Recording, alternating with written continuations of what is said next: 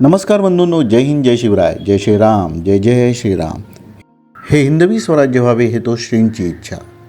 बंधूंनो, जंगलामध्ये फिरत असताना आपल्याला विविध प्रकारच्या औषधी तसेच विषारी वनस्पती जागोजागी दिसतात.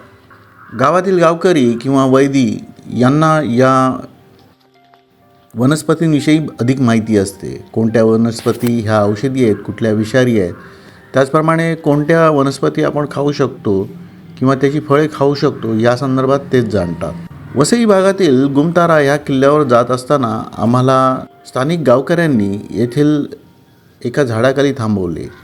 हे झाड बिब्बा किंवा बिबुआ औषधी वनस्पतीचे होते.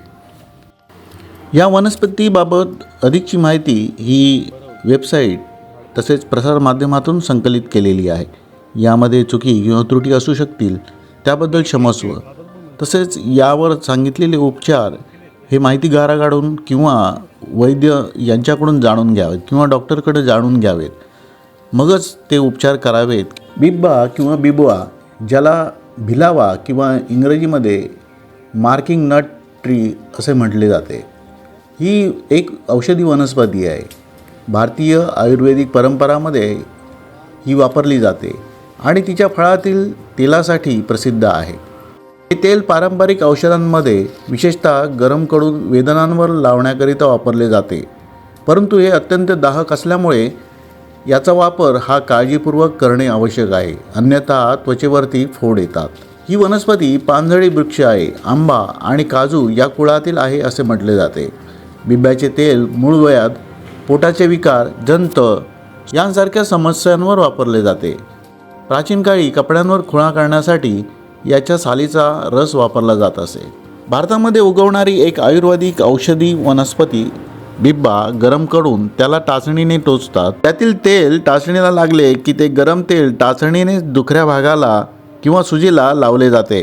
बिब्याचा हा वापर फार सांभाळून करावा लागतो, कारण तळहात, तळपाय याखेरीज अन्य ठिकाणी वापरल्यास तो उततो.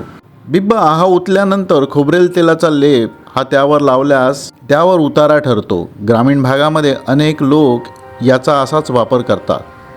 याने दुखणे कमी होते किंवा नाहीसे होते. पायात काटा मोडला असेल तर त्या ठिकाणी बिब्बा तेल गरम करून त्याचा चटका त्यावर दिला जातो. टोचल्यानंतर होणाऱ्या वेदना बऱ्यापैकी नाहीशा होतात. तसेच पायाच्या टाचेला भेगा पडत असल्यास त्या ठिकाणी बिब्बा तेल लावले जाते. एखाद्या रुग्णाला डोक्यामध्ये चाई झाली असेल तर त्या भागामध्ये सभोवताली तूप लावून त्या भागामध्ये बिब्याचे तेल लावले जाते. त्यानंतर काही दिवसातच त्या भागावर केस पुन्हा उगवतात.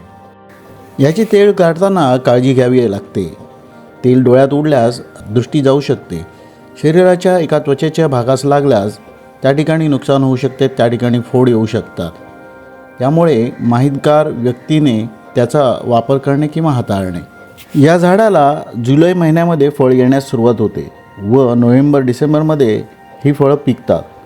या फळाला काळ्या रंगाचे बी बाहेरच्या बाजूस असते व पिवळ्या रंगाचं फळ मागच्या बाजूस असते. पिवळ्या रंगाचं फळ हे आपण खाऊ शकतो. लोक ते भाजून खातात. तेच जरी खाल्ले तरी गोड लागते. बंधूंनो, ही माहिती आपल्याला दिली आहे ती वेबसाईट तसेच अन्य प्रसार माध्यमातून संकलित केलेली आहे. यामध्ये चुका किंवा त्रुटी असू शकतील, त्याबद्दल क्षमस्व. जय हिंद, जय शिवराय, जय श्रीराम, जय जय श्रीराम. हिंदवी स्वराज्य व्हावे हे तो श्रींची इच्छा.